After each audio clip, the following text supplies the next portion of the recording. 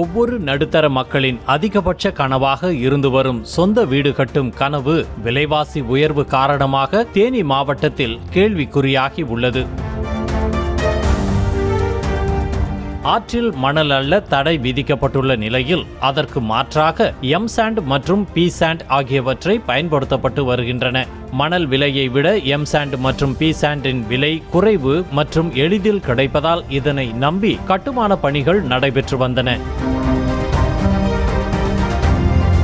இதனை பயன்படுத்தி M sand மற்றும் பி சாண்ட் விலையை கிரஷர் உரிமையாளர்கள் உயர்த்தியுள்ளது கட்டுமான தொழிலாளர்கள் இடையே அதிர்ச்சியை ஏற்படுத்தியுள்ளது. கடந்த 2 நாட்களுக்கு முன்பு தேனி மாவட்ட கிரஷர் உரிமையாளர்கள் எந்த முன்னறிவிப்பும் இல்லாமல் விலையை 30% அதிரடியாக உயர்த்தியுள்ளனர். அதாவது எம் சாண்ட் மற்றும் பி சாண்ட் மற்றும் ஜல்லி ஆகியவற்றிற்கு விலை யூனிட் ஒன்றிற்கு 500 ரூபாய் முதல் 1000 ரூபாயாக உயர்த்தப்பட்டுள்ளது. போன ஞாயிற்றுக்கிழமையிலிருந்து யூனிட்டுக்கு 1000 ரூபான்னு கூட்டி 4000 ரூபான்னு வந்து அள்ளுங்க. ஒரு யூனிட்டு மேலே 1000 ரூபா.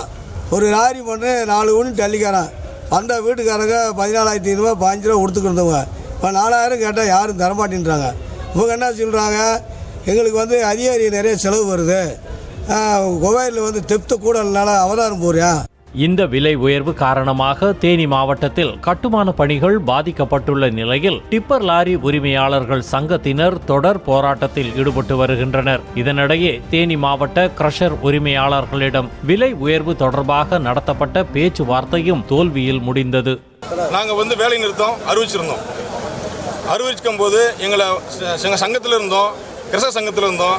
பேச்சுவார்த்தை நடத்தும் போது அவங்க வந்துட்டு எங்களுக்கு அரசாங்கம் வந்துட்டு எங்கள் குவாரிகளுக்கு 30 லட்சம் 40 லட்சம் அபராதம் விதிச்சிருக்காங்க, அரசு அதிகாரி அதிகமாக மாமூல் கேட்குறாங்க, இப்படி பல்வேறு காரணத்தை காமிச்சு நாங்கள் விலையேற்றம் செய்திருக்கிறோம், எங்களால் விலையேற்றத்தை குறைக்க முடியாதுன்னு சொல்லிட்டாங்க. அதனால் அன்ற தினத்திலிருந்து இன்ன வரை நாங்கள் வேலை நிறுத்தம் தொடங்கியிருக்கிறோம். நாங்கள் வேலை நிறுத்தம் தொடங்கி கரெக்டாக 3 நாட்கள் ஆகிவிட்டது.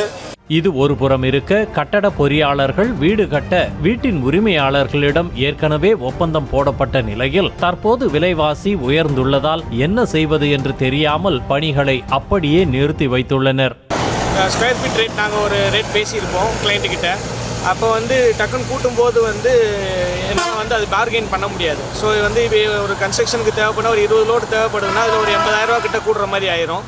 அப்போ வந்து என்னால் அது பார்கெயின் பண்ண முடியாது. இது கிளைண்ட்டு சொன்னாலும் அவங்களும் பார்கெயின் பண்ண மாட்டாங்க. ஸோ இதனால் வந்து இன்ஜினியர்ஸ் நாங்கள் அஃபெக்ட் ஆகிறோம். ஸோ வந்து இதனால் ஒரு 3 நாள் வந்து நான் வேலையை நிப்பாட்டி வச்சுருக்கேன். இதனால் இது முடிஞ்சதுக்கப்புறம் தான் நம்ம வந்து திருப்பி ஸ்டார்ட் பண்ணுற மாதிரி இருக்கும். லேபர்ஸும் இதனால் வந்து பாதிக்கப்படுறாங்க. இந்த விவகாரம் தொடர்பாக சம்பந்தப்பட்ட அதிகாரிகள் தலையிட்டு உரிய நடவடிக்கை எடுக்க வேண்டும் என டிப்பர் லாரி உரிமையாளர்கள், கட்டட பொறியாளர்கள் கோரிக்கை விடுத்துள்ளனர். நியூஸ் தமிழ் செய்திகளுக்காக தேனியிலிருந்து செய்தியாளர் ஆர். பாலாஜி. செய்திகளை உடனுக்குடனும் துல்லியமாகவும் தெரிந்து கொள்ள சப்ஸ்கிரைப் பண்ணுங்க.